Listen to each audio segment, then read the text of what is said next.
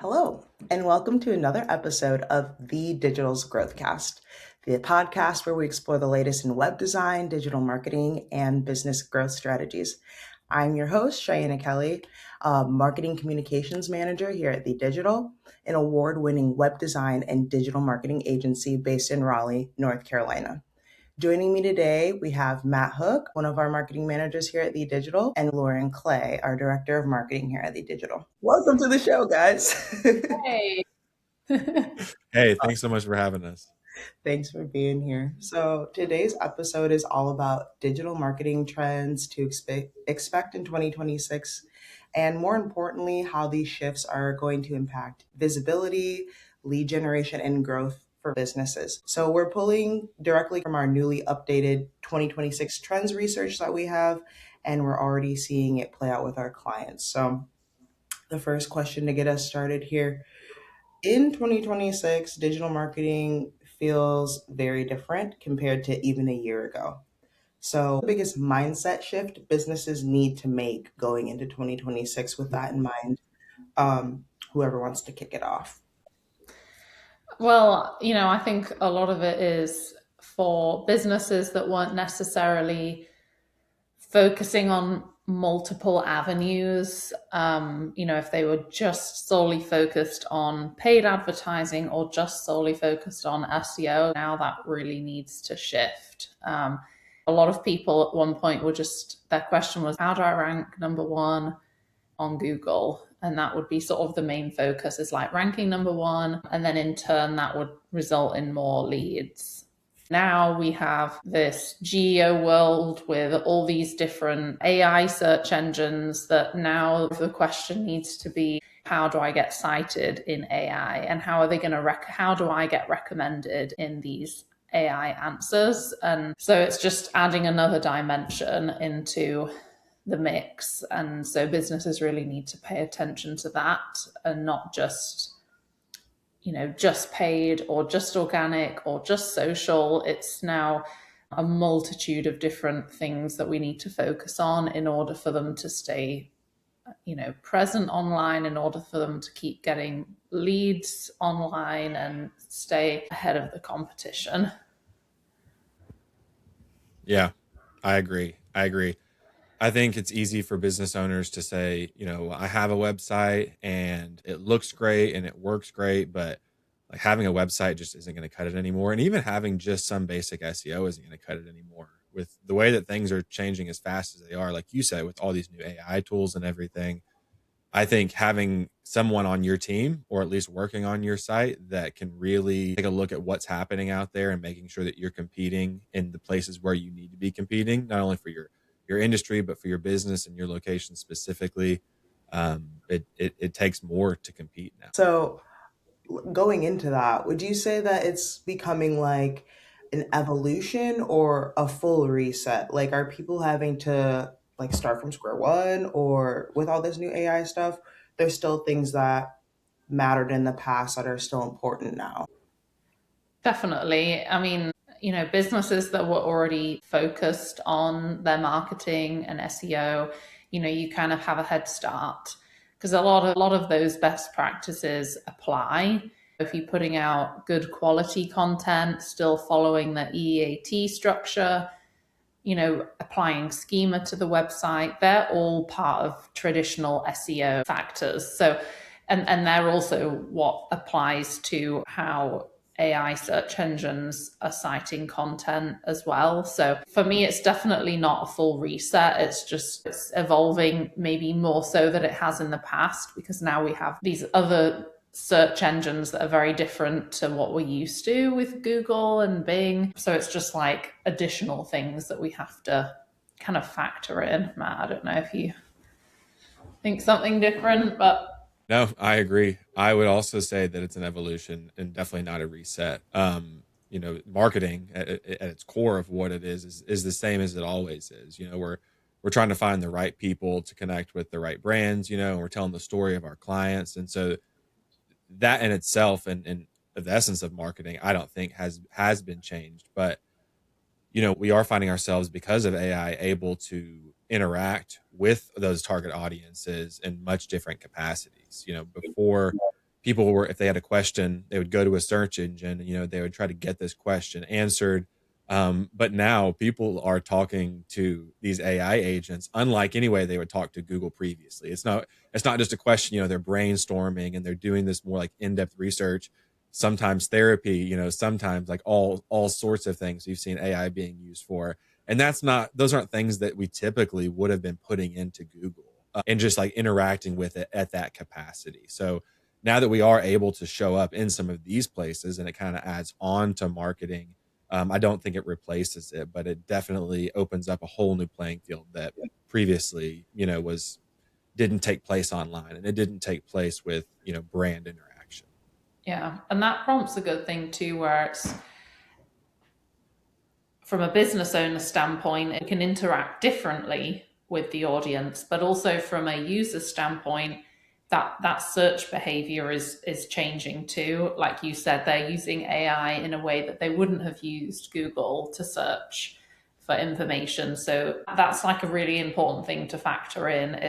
People aren't searching the same either. So that is something that we have to adapt to in our content, how we address questions, how we lay out the content. They're going to ask this question, and then what are other related topics around that question that tend to get asked? And you can kind of, follow that same flow in your content, and doing so, you're more likely to get cited as well. Yeah, and like to your guys' point, brands are getting discovered before people are even visiting a website, right? Because they're doing it in chat or they're doing it in Claude. So, what does that mean for businesses if visibility now happens before the click? And what are kind of some ways businesses can optimize for that? I know we kind of touched on it, but maybe more in depth. I know people are talking about using long tail keywords instead of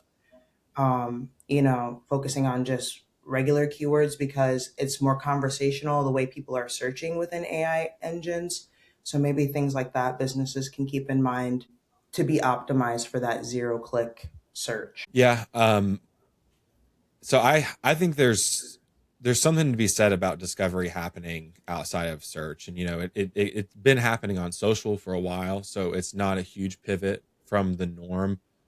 I would say the biggest impact that it has would be how much trust people put into the output that they get from some of the AI results.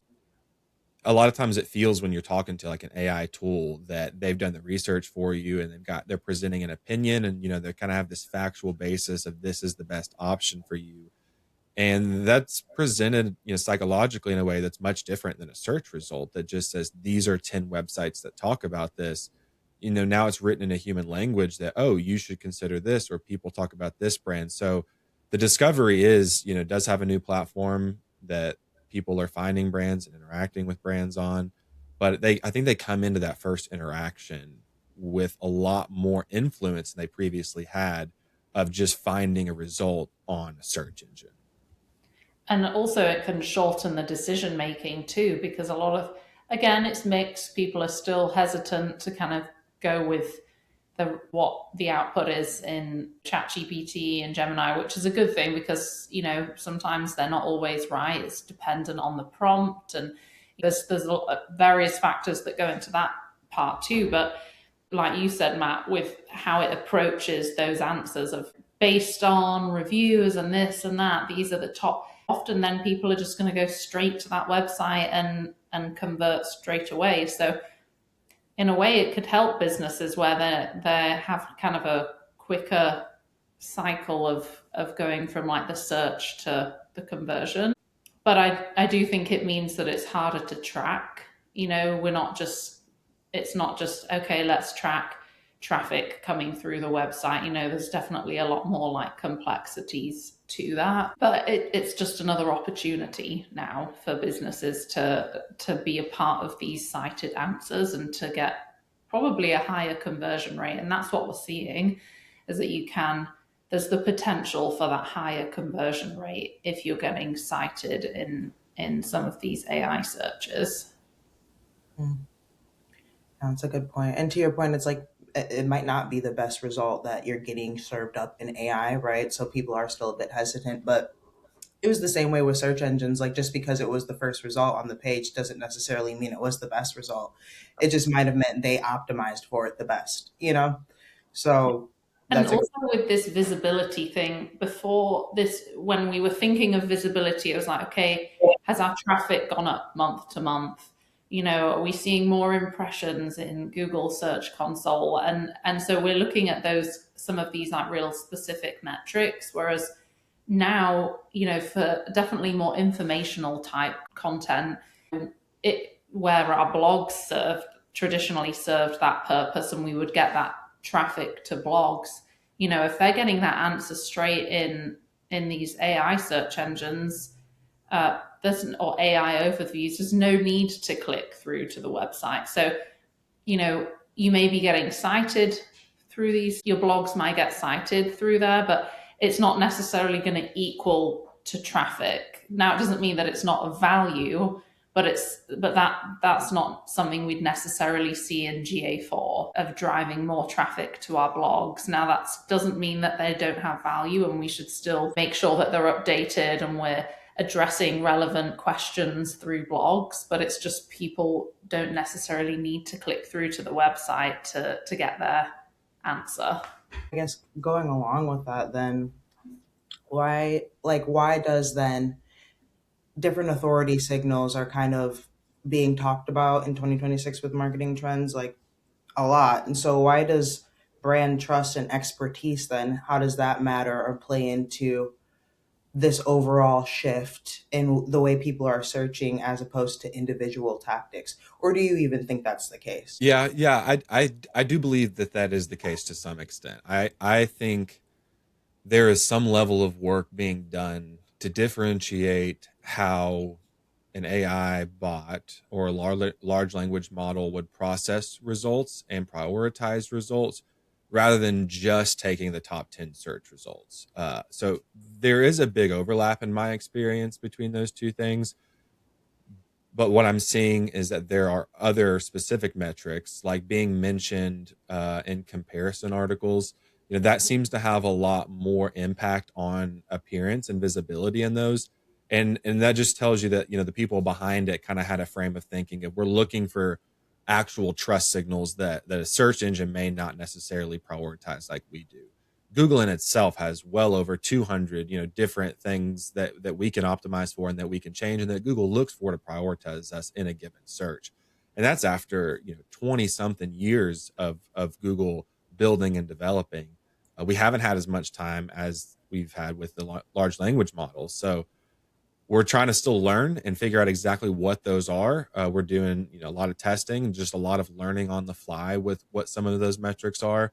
But it is different as far as brand authority, you know, and signals and what we can optimize for, and just making sure that that's part of the story that we're telling for the clients, you know, to naturally fit into the other marketing that we're doing.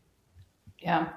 Yeah. And with SEO, there's always been a focus on the quality backlinks and getting those authoritative links pointing to the website and to really build trust that way. And like Matt said, it definitely seems with AI, it's more of those mention. You don't necessarily need the backlink just to be mentioned. It has value.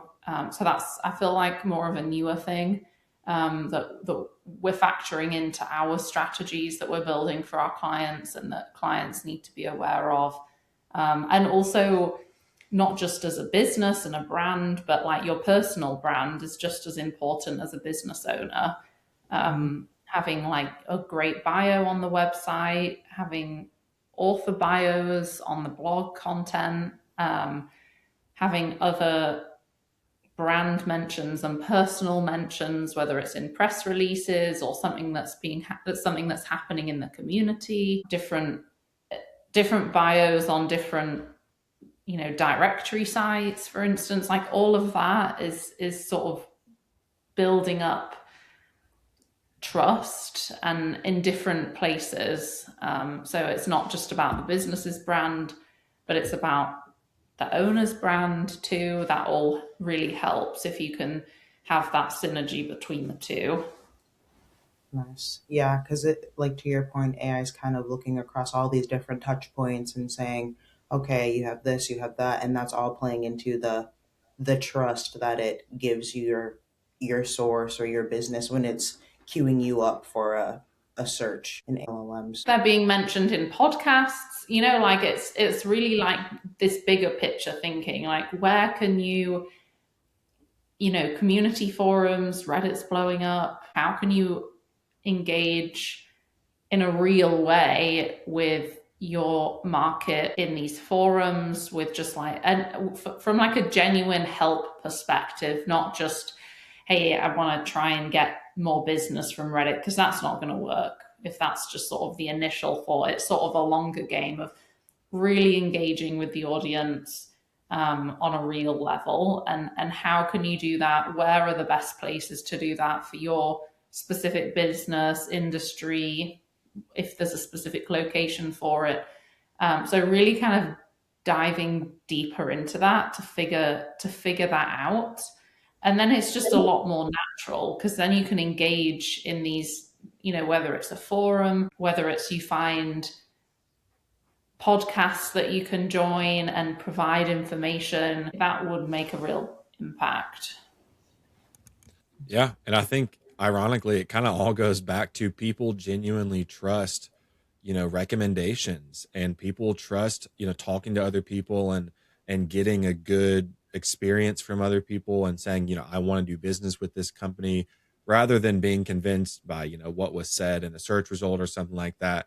That's why, like Lauren was saying, forum interaction is so important, because you're just interacting with your potential clients and you're just answering questions and you're just building that rapport with them.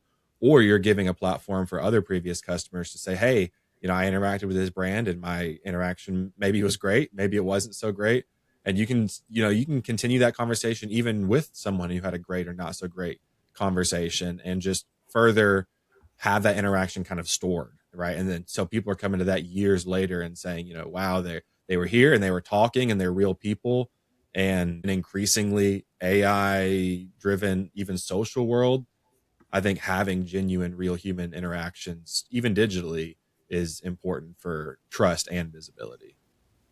Yeah, that's a great point. And right, people trust Reddit, like you're saying, things like that, because it's actual people's opinions. And so, like, your goal in there is not to try to be salesy or to try to, you know, spin a narrative, because people are going to see right through that in Reddit, right? Like, it's that type of platform. So you actually need to be offering genuine like help and support. It's kind of more of a top of funnel approach. And then down the line, when they're actually in need or whatever the case, you come to mind. But yeah, it's less of like selling yourself, because you got to be careful. You might do that in Reddit and then you get booted because they don't. Yeah, Reddit will chew you up. They do not take kindly to shills. No, no. That's the whole point. It's supposed to be real people, real opinions. So yeah, that's a great point. Let's kind of talk about social platforms as search engines, because search behavior isn't just happening on Google, right? Like we talked about. And now even social posts are being indexed on Google and being considered in your ranking. So, what are your guys' opinions on platforms like TikTok, Instagram, YouTube functioning as search engines? And how should businesses be approaching that now that they weren't maybe in a way last year when it didn't have as much weight? I mean, a lot of it is just about being real still, just kind of that same thing that we were talking about, being real with your audience, giving them real content that's going to be helpful, whatever the product or services that you're providing, being able to provide helpful, supportive information, how to's, like if that's sort of the end goal and how you create content based around that's the focus, I feel like it will happen a much easier. You're going to engage with users a lot easier. um, Yeah, I think these platforms are kind of built to be more of, lifestyle platforms rather than just social platforms anymore. Before, we would go on there and we would catch up, with the introduction of the algorithm. Now there's a lot more product discovery. There's, with influencer marketing, there's a lot more product placement in it, and that's not necessarily a bad thing. And it also just depends on your target audience. My wife if she needs a recipe, she goes directly to Facebook or she goes directly to Pinterest, right? I mean, those are her two places that she goes because one, she can see what the dish looks like on Pinterest, and two, she can find somebody that she trusts or, one of her like influencers that she enjoys following. She feels like she can trust them. And that goes back into what Lauren was just saying, that we were saying before. That's really what it's about is genuine interaction and that trust. So is that like social SEO then, or is it kind of not as intense as that? Like you're saying, it's more so just kind of creating an image and getting that brand image across the web. I mean, until you get to a certain point, there definitely is social SEO. There definitely are metrics that you need to meet, and that's not necessarily a new thing in 2026. There are different ones. You still need captions. You kind of always needed captions. Some platforms, right? Hashtags still work. On a lot of other platforms, hashtags don't work as well. So there is some level of optimization that I think goes into building that brand and getting to the brand to the level where you don't necessarily need it. But anytime you're talking about growth, you do need some level of this social SEO. You need to have a certain amount of interaction with posts, and you need a certain level of frequency still.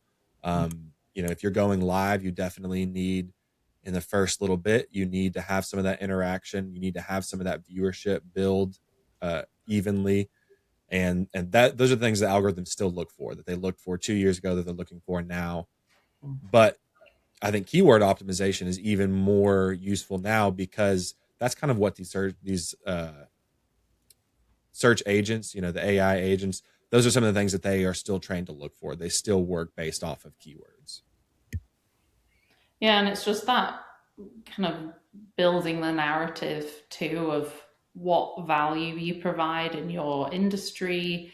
Um, and this is something that's not new either, but when people are in that very early stages of figuring out whether it's a product that they're looking for, a recipe, or a particular service, it's just they're using social to get opinions, sometimes recommendations. So often that happens before they do, a Google search or an AI search to actually then actively look for one. But also, it's just that brand awareness and like additional touch points that may be very subtle, but it's just being there, being present there. So, even if it's some Facebook advertising, like remarketing, or some like real shorts and videos, and it's just a whole mix that is good to focus on as like additional touch points, because we need so many more now than just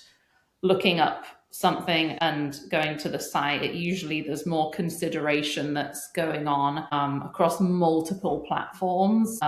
So yeah, that's definitely very important.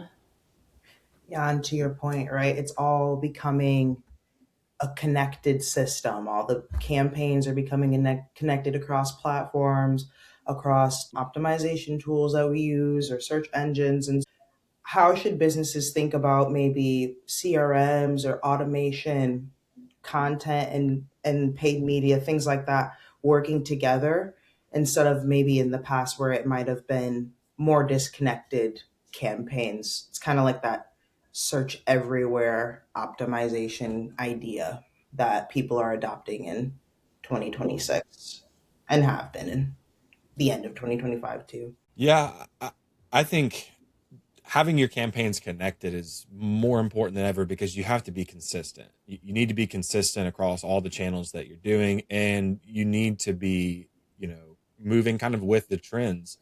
If your systems aren't connected, and you're swapping out pieces of it and parts of it, and you're not sure, the best thing to manage, and you might try out a couple of things, that's time that's being wasted kind of catching back up.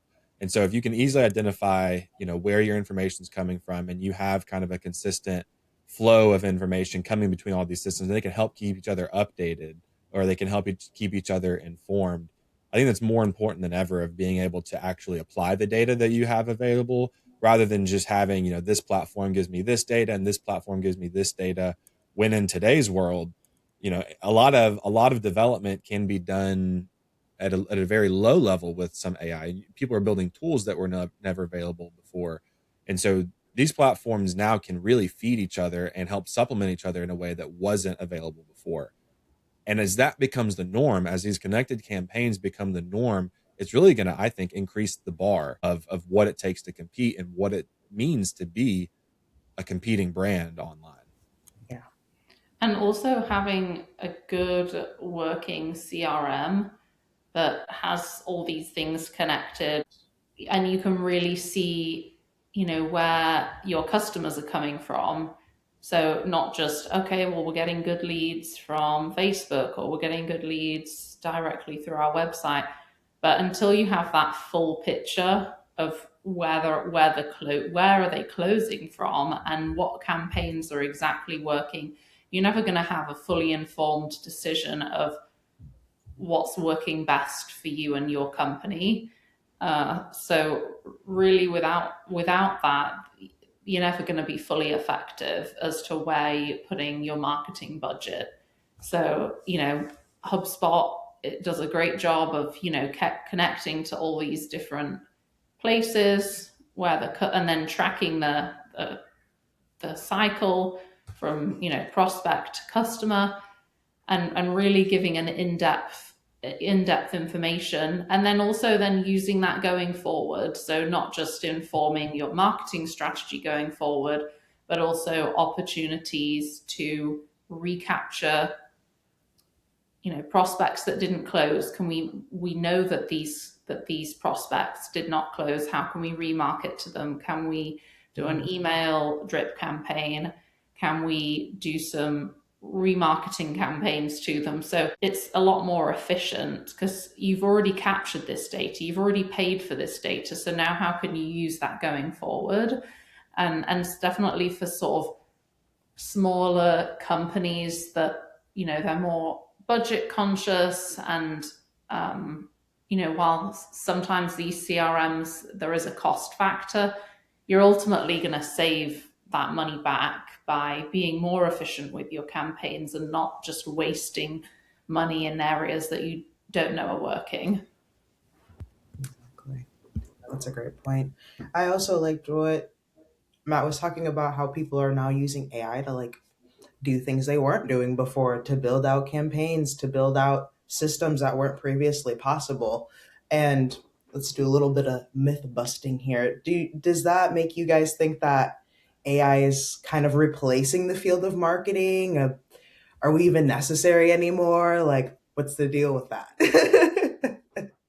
Well, I think consistently, if you ask a marketer if AI is going to replace them, you probably will consistently get a no. But the more that you learn and I learn about AI, I think it's easier to kind of walk back off of that cliff and understand that at their core, these LLMs and these AI search models are really generating an output based on their input, right? They've analyzed a lot of documents and websites and human language and stuff that's been fed into them. But in order to innovate and in order to kind of push the envelope and in order to be on the leading edge, you kind of have to do things that haven't been done before, and you kind of have to say things that haven't been said before. And so in that sense, I don't think marketing is going anywhere. And if anything, I think it's making marketing more competitive. It definitely is raising the skill floor of what it means to be able to effectively market. And even as an agency, there are people building agencies built off of some of these AI tools. And at a glance, they can produce the amount of work or content maybe that they could, or they could produce the amount of optimization that some teams can. But at the end of the day, when we're talking about really providing helpful, human created, trustworthy content, Mm. AI has shown time and time again that they just aren't there yet. I think it was up until last year that ChatGPT could tell you how many R's were in the word strawberry. And so in that case, I don't think humans and especially marketers are going anywhere. I think we do have a certain level of job security. But if I was an independent marketer and was just trying to get my feet wet and didn't know a lot about marketing, 2 years ago, I'm either going to be left in the dirt because now everybody who did know has so many more tools at their disposal, or I'm having to learn and pivot quick to be able to compete at the level that marketing is moving right now. And so, in some ways, I think it could push some marketers out of the industry. But in a lot of other ways, especially what we're seeing on our side, it's making marketing happen a lot faster and more efficiently. Mm. But we still have plenty of work to do that the AIs can't do. Yeah, I agree. Yeah, it just makes us a lot more efficient. Helps us make more informed decisions because we can use it to validate maybe something we were already thinking. Um, so even see it with content writers. Yeah, one, you need a good prompt. Like Matt said, it's about the input. So even if you're wanting to access information on an AI search, you need to know what the best, most effective prompt is to get the actual answer you're looking for. And that's a skill in itself because, if you're not giving it a full picture, it'll only give you half an answer, may not even give you the right answer if you haven't kind of worded your question exactly. So that's definitely a big piece. And still, these AI search engines are pretty simple still. They're fairly rudimentary in terms of Agreed. how they gather data. They're not even close to being as complex as Google is.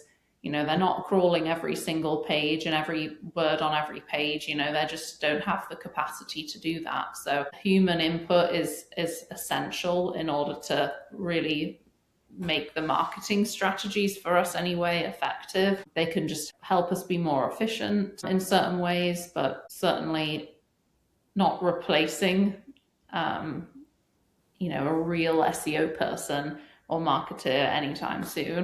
Sorry, business owners, not yet, right?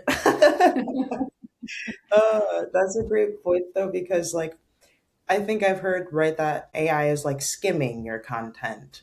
And so sometimes it can miss stuff, right? It's not as thorough as Google is when it's indexing and crawling your site. And so to your point, you need those subject matter experts who can catch those things that somebody who's not an expert in the subject wouldn't even know because you don't know what you don't know, right? So you're taking that at face value and you're like, that looks great, but somebody who's actually gone to school for it, studied it for years, they're going to look at that and be like, that's completely inaccurate. So yeah, And it it's may Yeah. give you a good framework, like let's say your website traffic has taken a dive and you ask ChatGPT, my website traffic's dropped, what do I do? It doesn't do a bad job at giving a framework of, follow this step, have you checked this?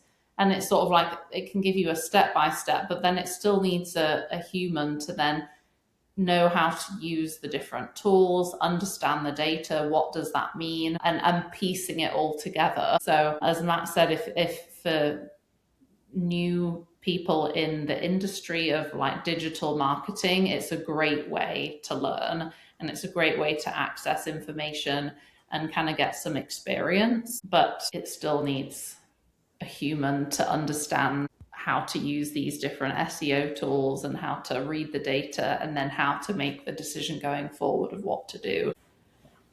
the I agree. You're going to need that marketer eventually. And it is great to figure out what happened to your traffic and how you can kind of recover that ultimately leads you to an educated SEO. But what is the value of that compared to just having one on your team, kind of being a champion for your presence online the whole time and never having to miss out on the sales and seeing the dip in traffic and the opportunity cost of that? If you could be growing and competing that entire time, did you ultimately save any money by then having to hire someone in the end to come and fix some of the things that you didn't know and that things have changed in the industry? And even if it was okay 2 years ago or even a year ago, and at this point, even if it was good 3 months ago, Google's still consistently rolling out updates. We're consistently seeing changes in these AI models. And so it's more important than ever, I feel like, just to have someone that you can go to or someone that's looking at your site consistently and looking at the things that you could be doing better and making sure that that needle is constantly moving. Yeah, yeah, you've probably even experienced that with some of your clients there. using Yeah. AI to do some stuff, and then you got to come in and clean up because they didn't even know what they were doing with the AI in the first place. Yeah. They mean well, but it can definitely lead you down a rabbit hole. I've seen a lot of time wasted based on things that people heard from Chat GPT. And again, Chat GPT is only regurgitating the information that it found online. And if we're doing our jobs well as SEOs and content creators and marketers, we're creating things that may not be online yet. We're creating things that documentation that may not exist and questions that haven't been answered yet, because as people we can answer them in real time. Yeah, that's so good. This has been great, guys. I'm gonna wrap up with kind of something practical takeaway for business owners and marketers going into 2026. If they could focus on just one marketing priority, okay, let's make it real simple for them because there's a lot going on. It can be overwhelming. What should it be, in your opinion, and why? Mine would probably be, if I have to just choose one, um, real quality content that is addressing what you provide, the differentiator that your business provides versus other businesses. It has informative content, you're answering the real questions. So, yeah, if I had to pick one thing, it'd be reevaluate your content. Are you addressing like questions that people are really asking? Things that business owners don't always want to talk about, pricing, and having all this information laid out, real simple, clear, concise, gets to the point, quality content. Yeah. So Lauren took the good one, but I also want to give something. So I'm gonna say now more than ever, it's important for communication to take place, and that means when someone comes onto your website, they're a little bit more informed, they're a little bit more opinionated, they're probably a little bit more ready to convert, ready to act, or at least communicate with you. And so make sure that there's an easy way for them to do that. On your website, have a good, easy to find contact button. Make sure your contact forms work. Make sure that those contact forms are being properly put into that CRM that we talked about before, that it's so important. But furthermore, make sure that it's easy for your people to get in touch with clients. Make sure that they have all the resources that they need, and that their CRM is working for them in the sense that they know how to use it, and it's showing them the relevant information. It's easy for them to update maybe while they're communicating with the customer or potential customer. So just those communication pathways are just so important right now, because that's where a lot of the business is done. So make sure it's easy to contact and stay in contact with your audience. Oh, that's great. Those are great points. Super practical. Thank you guys again so much. Thanks to Matt. Thanks to Lauren for sharing your insights today. There is a lot of things changing and shifting heading into 2026, from AI discovery to visibility without clicks, connected systems. It was really nice to kind of dip our toes in there and give people some insights to this new stuff. So, thank you again for coming on today, and thank you to our guests and everyone for listening. If you want to dive deeper into these trends, be sure to check out our digital marketing trends for 2026 blog on TheeDigital.com. That's THEE digital.com. And if you're unsure how these changes are going to impact your business, our team is always happy to help map out what actually makes sense for your goals in 2026 and beyond. So thank you for tuning into The Digital's Growthcast, and we'll see you next time.